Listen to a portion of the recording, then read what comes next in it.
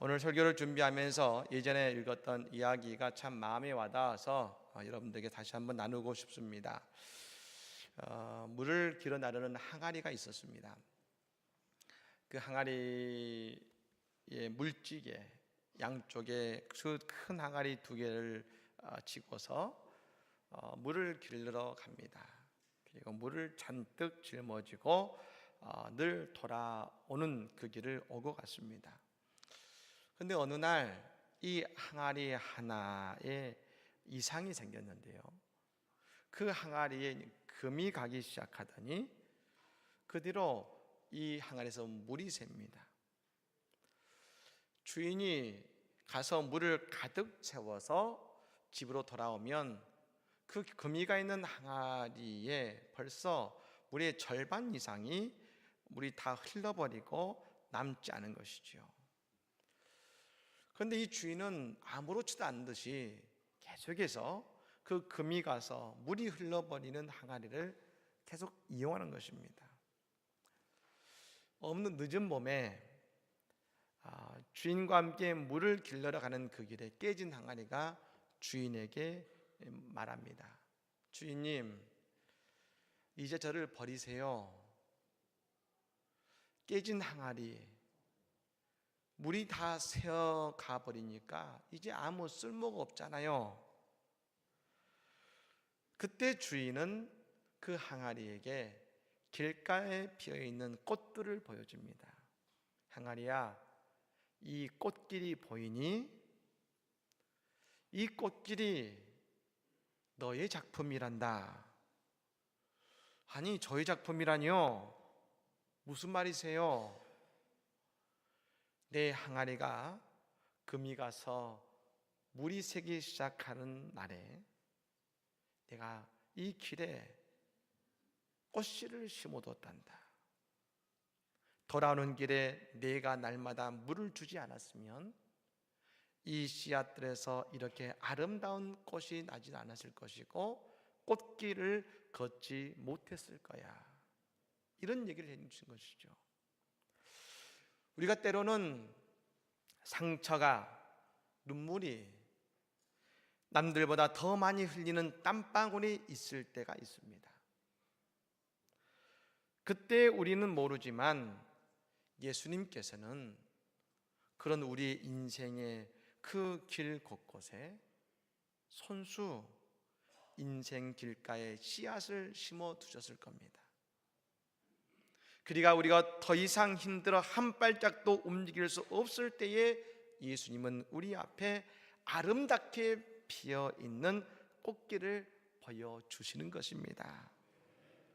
오늘은 부활주일입니다. 예수 그리스도의 보혈의 피가 아름다운 꽃이 되어 피어나는 날입니다. 오늘 이 꽃이 우리 안에 소망이요 감사가 되기를 주의 이름으로 축원합니다. 예수님께서 부활하신 날 저녁에 제자들이 모여있는 곳에 나타나셨습니다. 놀랍고 은혜의 시간이었지요. 예수님은 제자들에게 평강의 복을 주시고 또한 성령을 그 자리에서 불어넣어 주셨습니다. 근데 안타까운 것은 그 자리에 도마라고 하는 제자가 없었다는 사실입니다. 그래서 도마는 부활의 예수님의 소리를 듣고도 의심합니다. 어떻게 그럴 수 있어?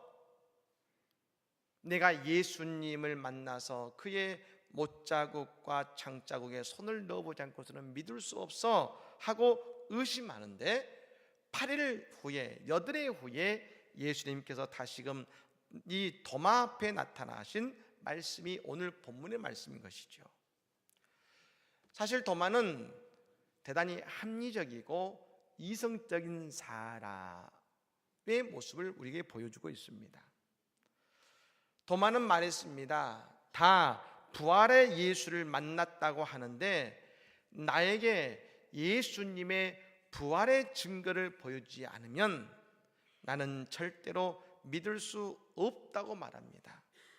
믿지 아니하겠노라.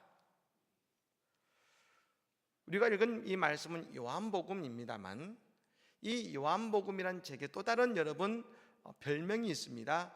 믿음의 복음서입니다.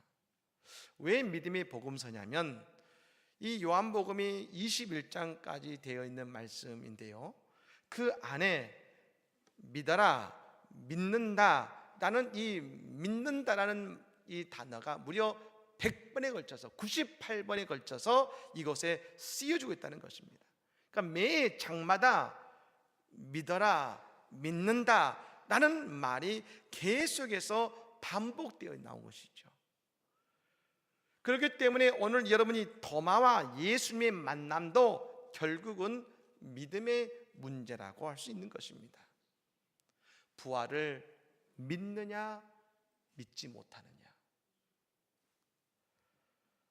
저는 오늘 말씀을 묵상하면서 한 가지 사실을 발견했습니다. 우리는 흔히 베드로와 사도들과 같이 예수님과 함께 있는 위대한 믿음의 사람이 되고 싶다는 생각을 아마 다 해보셨을 겁니다. 내가 정말 베드로 같은 처지라면, 나도 저 사도와 같은 그런 모습이라면 얼마나 좋을까. 아마 우리는 베드로와 우리 중에 누가 더 믿음이 있고 누가 더 복 있는 사람이라고 생각하냐면 당연히 베드로요, 당연히 사도들이 우리보다 더 믿음이 있고 더 복이 있다고 생각합니다. 그런데 여러분, 정말로 그럴까? 예수님은 오늘 우리에게 이렇게 말씀해 주십니다. 부활의 예수를 보지도 않고서 믿는 바로 우리들이 저 부활의 예수님의 부활을 보고서 믿은 베드로와 사도들보다 더 복된 인생이라고 말씀하고 계시다는 겁니다. 여러분, 오늘 보면 29절 말씀을 같이 읽어볼까요? 읽겠습니다. 예수께서 이르시되 너는 나를 본거로 믿느냐? 보지 못하고 믿는 자들은 복되도다 하시니라. 아멘. 이 말씀대로라면 우리가 방언하고 병이 낫는 기적을 통해서 예수님을 믿는 믿음보다 아무런 기적도 은사도 가지고 있지 못하지만 예수님을 믿는 믿음이 더욱 복되다는 것입니다. 오늘 도마는 보면 믿겠다고 했습니다. 보면 믿겠다.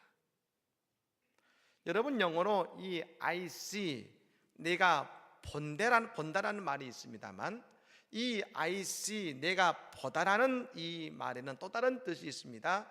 내가 안다, 내가 이해한다라는 뜻이 있습니다.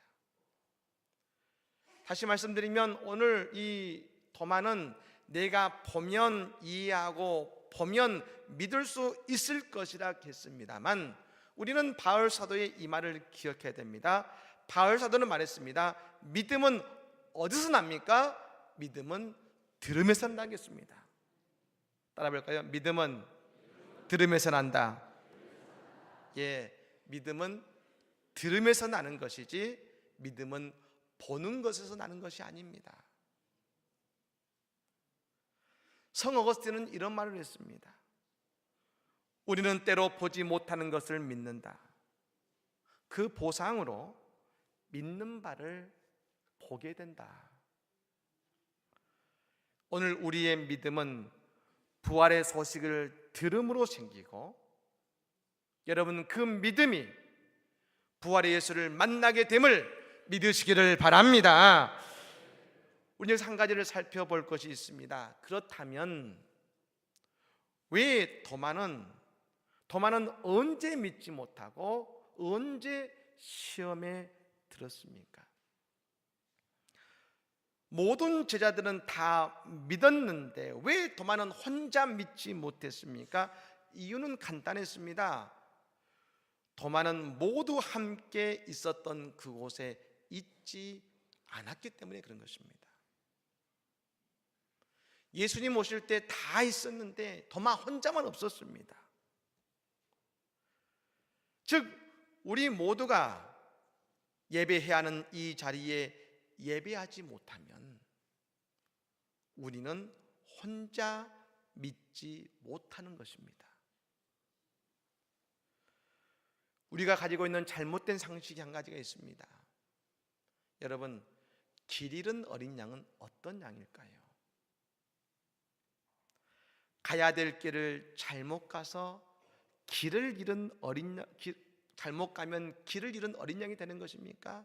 아니요. 예수님은 길 잃은 어린 양을 이렇게 말씀하십니다. 무리에서 벗어나 홀로 된 양이 길 잃은 어린 양입니다.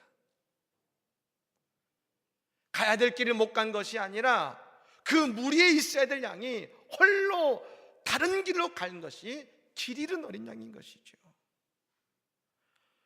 오늘 우리가 길을 잃는 것은 함께 예배하고 함께 예수님을 만나야 하는 이 자리에 있지 않았기 때문에 믿어지지 않는 것이고 우리가 길을 잃어버리는 것입니다.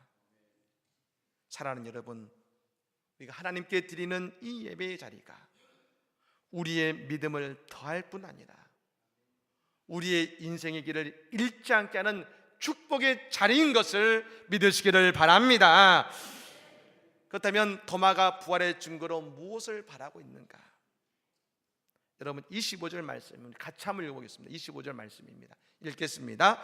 다른 제자들이 그에게 이르되 우리가 주를 보았노라 하니 도마가 이르되 내가 그의 손에 못자국을 보며 내 손가락을 그 못자국에 넣으며 내 손을 옆구리에 넣어보지 않고는 믿지 아니하겠노라 하니라. 아멘.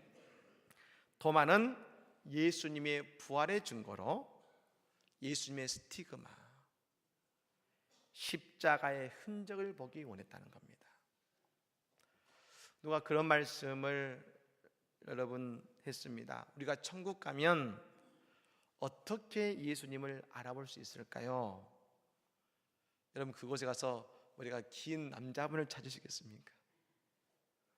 아니면 너무나 온화하게 가장 누가 제일 온화하게 웃는가? 누가 나를 제일 사랑스럽게 바라보는가? 여러분, 이것으로 예수님을 우리가 찾으시겠습니까? 그게 아니죠. 저 천국에 가서 예수님이 누구신지 모르지만 그분의 손에 있는 못자국과 허리의 창자국으로 예수님을 알아볼 수 있지 않겠습니까? 그렇습니다. 도마가 부활의 예수를 알아보기 위해 원했던 것은 예수님의 빛나는 얼굴이 아니라 십자가의 흔적이었습니다.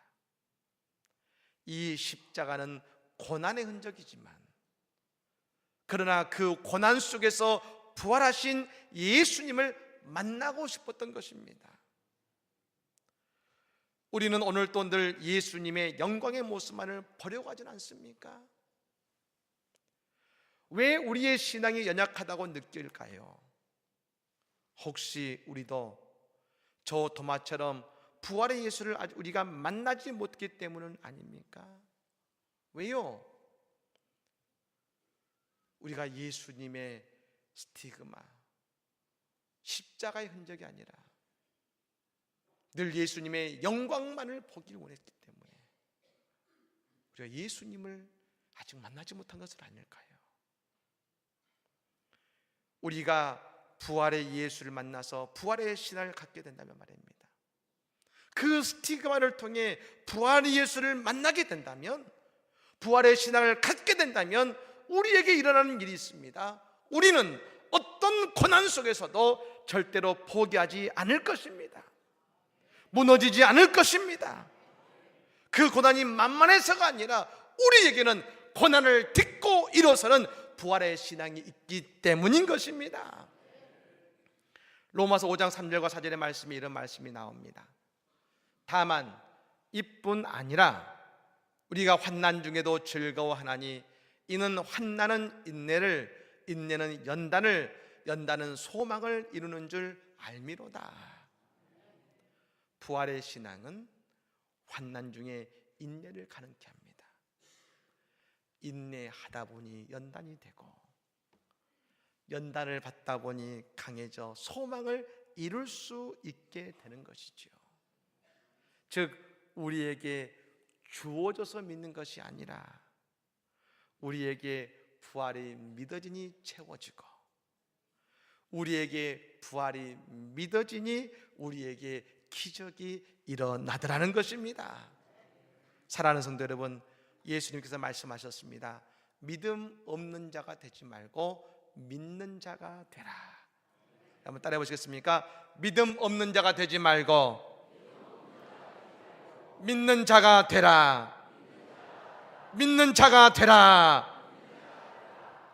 오늘 우리에게 부활의 예수가 믿어짐으로 우리의 삶에서 예수님의 위대한 부활을 경험하는 우리의 모든 삶이 되기를 예수 이름으로 간절히 축복합니다. 아멘. 이 시간 기도하겠습니다. 오늘 말씀을 여러분 마음에 품고서 함께 기도하면 좋겠습니다.